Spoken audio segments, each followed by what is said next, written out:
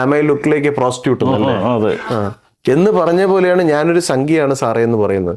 സംഖ്യ എന്ന് പറയുന്ന അവസ്ഥ മാറണം. സ്വയം സേവക് എന്ന് പറയുന്ന സതീശന്റെ ആസനവും പൊത്തതാണ്, മോദിയുടെ ആസനവും പൊത്തതാണ് അല്ലേ? അതെ, അല്ല അങ്ങനെയാണല്ലോ. ഇതെല്ലാവരും ഇതാണ്, എല്ലാവർക്കും പഞ്ചേന്ദ്രിയങ്ങളാണ്. ഞാൻ വി എസ് അച്യുതാനന്ദനെ കക്കൂസായിട്ട് കൊണ്ട് സെക്രട്ടേറിയറ്റിന്റെ ഫ്രണ്ടിൽ വെച്ചിട്ട് ഈ സാധനം സെക്രട്ടേറിയറ്റിന്റെ അകത്ത് കൊണ്ട് നിയമസഭയിൽ വെച്ചാൽ പോയി ഇവിടെ BJP-ക്കാരെ RSS-കാരാന്ന് പറഞ്ഞ് കയറ്റി വെച്ചിരിക്കുന്നവന്മാരുടെയൊക്കെ ഇരുന്ന് കഴിഞ്ഞാൽ എന്താ അവസ്ഥയുള്ളത്? ടോക്സിക്കാണ്. തോക്ക്, ഊന്നുവടി, വീട്ടില് നമ്മൾ വളർത്തുന്ന നായ, ഇതൊക്കെ പ്രതിഫലം വെച്ചിരിക്കുകയാണ് നമ്മുടെ കൂടെ നിൽക്കുന്ന.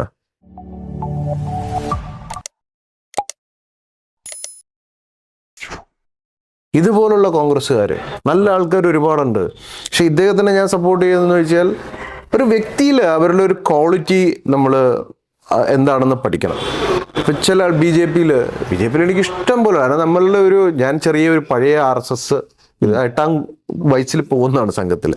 ആ സംഘമല്ല ഞാൻ ഇന്ന് കാണുന്നത്. അതുകൊണ്ടാണ് ഞാൻ സംഘത്തിലെ പ്രാന്തപ്രചാരകന്റെ അടുത്ത് തന്നെ ഞാൻ പറഞ്ഞത് ഇതിപ്പം ബലാത്സംഗമാണല്ലോ എന്ന് ഒന്ന് രണ്ടെണ്ണമായി കേട്ടോ, വളരെ രൂക്ഷമായി. ഇത് പറയേണ്ട കാര്യം പറയാതിരുന്നിട്ട് പിന്നെ എന്താ വെച്ചാൽ സംഘം വേറെ, ബലാത്സംഗം വേറെ, സ്വയം സേവക് വേറെ, സംഘി വേറെ. ഇന്ന് ഞാൻ മറ്റേ ഒരു സിനിമയിൽ ബിന്ദു പണിക്കർ പറഞ്ഞ പോലെ am I look like a prostitute എന്ന് പറഞ്ഞ പോലെയാണ് ഞാനൊരു സംഖ്യയാണ് സാറേ എന്ന് പറയുന്നത്. സംഖ്യ എന്ന് പറയുന്ന അവസ്ഥ മാറണം. സ്വയം സേവക് എന്ന് പറയുന്ന എന്താണെന്ന് മനസ്സിലാവണം. അത്രയും രാഷ്ട്രത്തിന്റെ ധർമ്മത്തിന്റെ ഒരു ചാറാണത്. ആ ചാറിനെ എടുത്ത് ഈ കക്കൂസിൽ ഒഴിച്ചു വെച്ചിട്ട് വല്ല കാര്യമുണ്ടോ? സിമ്പിളായിട്ട് ചോദിക്കുന്നത്. ഈ നെയ്വിളക്ക് കത്തിച്ച് വെക്കേണ്ടത് എവിടെയാണ്? പൂജാമുറിയിലാണ്. അത് കക്കൂസി കൊണ്ട് കത്തിച്ച് വെച്ചാൽ എങ്ങനെ ആയിരിക്കും? അപ്പൊ ഞാൻ പറയും അത് കക്കൂസാണ് അവിടെ വെക്കുന്നതെന്ന് പറഞ്ഞു കഴിഞ്ഞാൽ ഇടയ്ക്ക് പ്രാന്തപ്രചാരക് മിസ്റ്റർ സുദർശൻ സദാശിവ് എന്ന് പറയും. സുദർശൻജി എന്നോട് ഇവിടെ വെച്ച് തന്നെ സംസാരിക്കുമ്പോൾ എന്നോട് പറഞ്ഞു, സ്വാമി അത് സംഘപരിവാർ പ്രസ്ഥാനത്തിന് ഒരുപാട് മുറികളുണ്ടല്ലോ. അതിൽ അടുക്കളയുണ്ട്, കുളിമുറിയുണ്ട്, ഈ പറഞ്ഞ കക്കൂസുണ്ട്, കക്കൂസുണ്ട്, ഡൈനിങ് ടേബിൾ ഉണ്ട്, പൂജാമുറിയുണ്ട്, എല്ലാം ഉണ്ട്. അപ്പൊ ഈ പൂജാമുറിയിൽ നമ്മുടെ ഈ പാർട്ടി BJP എന്ന് പറഞ്ഞാൽ അതൊരു ഇച്ചിരി വഴുക്കലൊക്കെ ഉള്ള ചെറിയ നാറ്റമൊക്കെ ഉള്ള ഒരു ശൗചാലയമാണ്, സ്ലിപ്പറിയാണ്. അപ്പൊ അതങ്ങനെയൊക്കെ അതിൽ ചെറിയ നാറ്റമൊക്കെ ഉണ്ട്. അത് നമ്മൾ വൃത്തിയാക്കി വെച്ചാൽ മതി എന്ന് പറയും. ഞാൻ അപ്പോൾ അദ്ദേഹത്തിൻ്റെ അടുത്ത് പറഞ്ഞു അത് ശരിയാണ് അങ്ങ് പറഞ്ഞത്, കാരണം എല്ലാ വേസ്റ്റുകളും ആണല്ലോ പാർട്ടിയിൽ പോകുന്നത് BJP-യിൽ. പക്ഷെ എന്ന് കരുതി ആ കക്കൂസി പോയെന്ന് കാണിക്കേണ്ട പണി ഉമ്മറത്ത് കാണിക്കരുത്. പൂജാമുറിയിലോ ഡൈനിങ് ടേബിളിലോ വന്ന് കാണിച്ച എന്ത് ചെയ്യും? അവന്റെ ചന്തി അടിച്ചു പോയി. ഞാൻ അത്രേ ചെയ്യുന്നു. അതിനെന്താ കുഴപ്പം? വെളിയിൽ നിന്ന് വന്ന് അടിക്കണ്ട, ഞാൻ തന്നെ അടിച്ചാ പോരെ, അല്ലെങ്കിൽ നമ്മൾ അടിച്ചാ പോരെ? വെളിയിൽ നിന്ന് എന്തിനാ വന്ന് അടി മേടിപ്പിക്കണേ? അപ്പുറത്തും വന്ന് അടിക്കുന്നതിനെക്കാട്ടി നല്ലതല്ലേ നമ്മൾ അടിക്കുന്നത്? തീർച്ചയായും. അടിക്കേണ്ട സമയത്ത് 2 കൊടുക്കണം, ശിക്ഷിച്ച് തന്നെ വളർത്തണം. അതെ, അതിന്റെ കുഴപ്പമുണ്ട്. പൊതുവെ അതിന്റെ കുഴപ്പമുണ്ട്. അതിന്റെ കുഴപ്പമുള്ളതുകൊണ്ടാണ്. പിന്നെ ഈ പാർട്ടിയിൽ വെച്ചിട്ട് ഇപ്പൊ കോൺഗ്രസ്സുകാരൊരു നല്ലത് ചെയ്ത് കഴിഞ്ഞാൽ നല്ല, കാരണം ഞാനൊരു RSS-കാരനായിട്ട് വളർന്നു. എന്നെ PP മൂന്തേട്ടനും ഇതൊക്കെ എന്നെ ധർമ്മബോധം എന്തെന്ന് പഠിപ്പിച്ചു. MS ഭുവനൻ ചേട്ടനും ഇവരോടൊക്കെയാണ് ഞാൻ വളർന്നത്.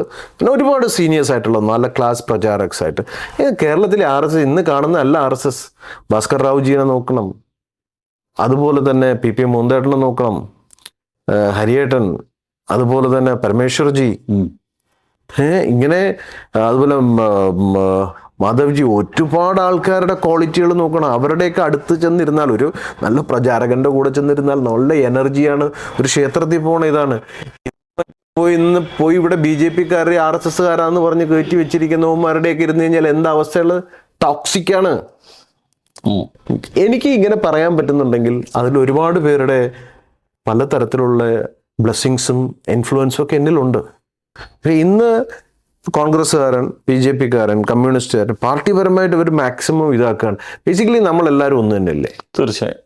ഇദ്ദേഹത്തിന്റെയും ആസനം പൊത്തതാണ്, എന്റെ ആസനവും പൊത്തതാണ്, അങ്ങയുടെ ആസനവും പൊത്തതാണ്, സതീശന്റെ ആസനവും പൊത്തതാണ്, മോദിയുടെ ആസനവും പൊത്തതാണ് അല്ലേ? അതെ, അല്ല അങ്ങനെയാണല്ലോ. ഇതെല്ലാവരും ഇതാണ്, എല്ലാവർക്കും പഞ്ചേന്ദ്രിയങ്ങളാണ് അല്ലേ? എല്ലാവരും കവവും മലവും മൂത്രവും പിത്തവും തൊലിയും പേശിയായിട്ട് കെട്ടി വെച്ചിരിക്കുന്ന മാംസപിണ്ഡം വലിച്ചുകൊണ്ട് കിടക്കുകയാണ്. ഇതിൽ ആരിൽ ധർമ്മത്തിന്റെ ഇത് ഉയർന്നു നിൽക്കുന്നു എന്നുള്ളതാണ് മെയിൻ കാര്യം. ഇപ്പൊ മനുഷ്യന്റെ മനസ്സിൽ ഉമ്മൻചാണ്ടി സാറ് പറഞ്ഞ പോലെ, നമ്മുടെ കുഞ്ഞു പറഞ്ഞ പോലെ, എന്തെല്ലാം നേടിയിട്ടും ഇതും നേടിയിട്ടും മനസ്സിൽ, ജനത്തിന്റെ മനസ്സിൽ നമ്മൾ ഇല്ലാണ്ടായിട്ട് വല്ല കാര്യമുണ്ടോ? അതുപോലെ കുഞ്ഞുഞ്ഞിന്റെ മോനെ, ഇദ്ദേഹം കൂടുതലും ചാണ്ടിയുടെ കൂടെയാണ്. ചാണ്ടി നമ്മുടെ പെറ്റാണ്. ചാണ്ടിക്ക് ഒരു ഓറഞ്ച് ജ്യൂസും അതുപോലെ തന്നെ തോണ്ടണ്ട എന്നിട്ട് തോണ്ടാണ്. ചാണ്ടി കേൾക്കണം. ചാണ്ടിക്ക് ഒരു ഓറഞ്ച് ജ്യൂസ് കൊടുത്താൽ ചാണ്ടിക്ക് വേറെ ഒന്നും വേണ്ട.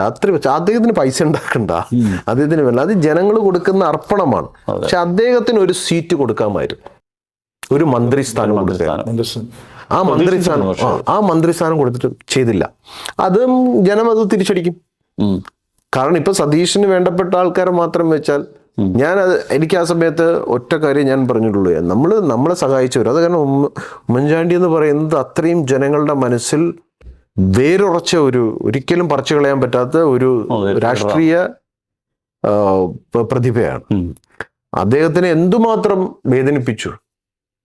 എനിക്ക് അന്നത്തെ വേദന അദ്ദേഹത്തെ ദ്രോഹിച്ചതിന്റെ ഒരു ഫേസ് സഹിക്കാൻ പറ്റാതെ വന്നപ്പോഴാണ് ഞാൻ VS അച്യുതാനന്ദനെ കക്കൂസായിട്ട് കൊണ്ട് സെക്രട്ടേറിയറ്റിന്റെ ഫ്രണ്ടിൽ വെച്ചിട്ട്, ഈ സാധനം സെക്രട്ടേറിയറ്റിന്റെ അകത്ത് കൊണ്ട് നിയമസഭയിൽ വെച്ചാൽ VS എന്ന മാന്യത ഇതിനുണ്ടാവുമെന്ന് പറഞ്ഞ് 2.5 ലക്ഷത്തോളം വരുന്ന CPM LDF BJP-ക്കാരെല്ലാവരും കൂടെ പ്രതിഷേധം ചെയ്യുന്ന സമയത്ത് ഞാൻ കൊണ്ടുവച്ചു. അതാണ് എൻ്റെ വേറൊരു ഫൈറ്റ്. അന്ന് ഇവന്മാര് പിടിച്ചെന്നെ തള്ളി, ഞാൻ ചാടി അവന്റെ നെഞ്ചി ചവിട്ടി. അത് വാർത്ത വന്നു. മറ്റേ പോലീസ് വലയൊക്കെ ഭേദിച്ച്. കാരണം ഒരച്ഛൻ കേൾക്കാൻ ആഗ്രഹിക്കാത്ത വാക്ക്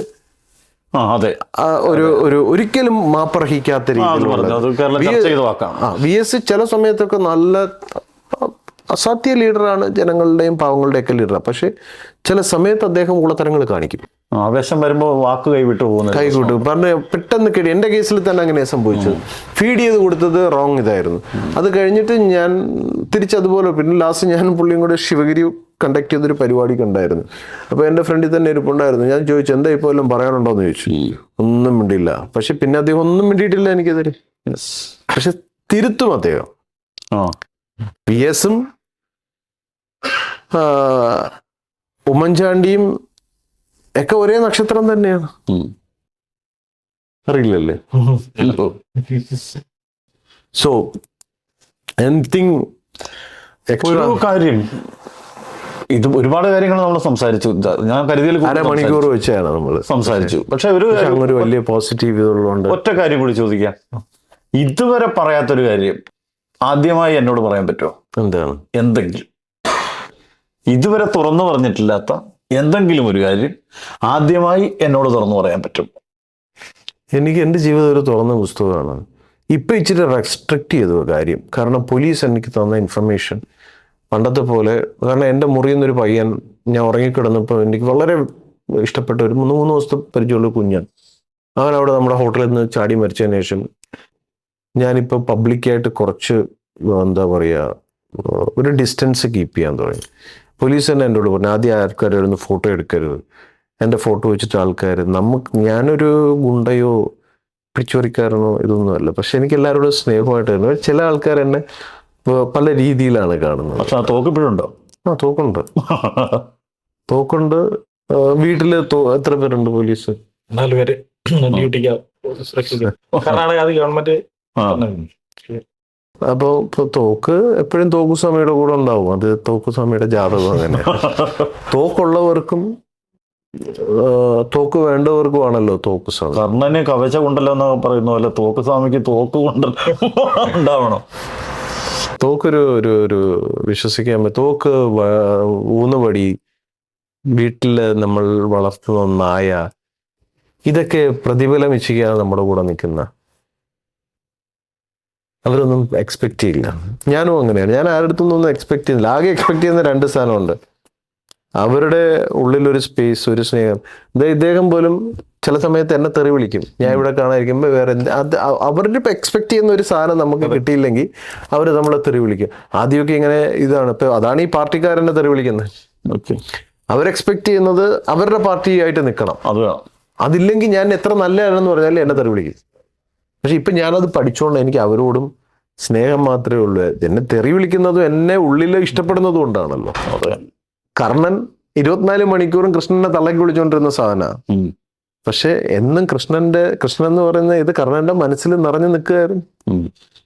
നമുക്ക് വേറെ ഒന്നുമല്ല. ഇപ്പൊ എനിക്ക് സ്പെഷ്യലായിട്ട് പറയാന്ന് വെച്ചാൽ if you are something I can give a good reply according to my small knowledge.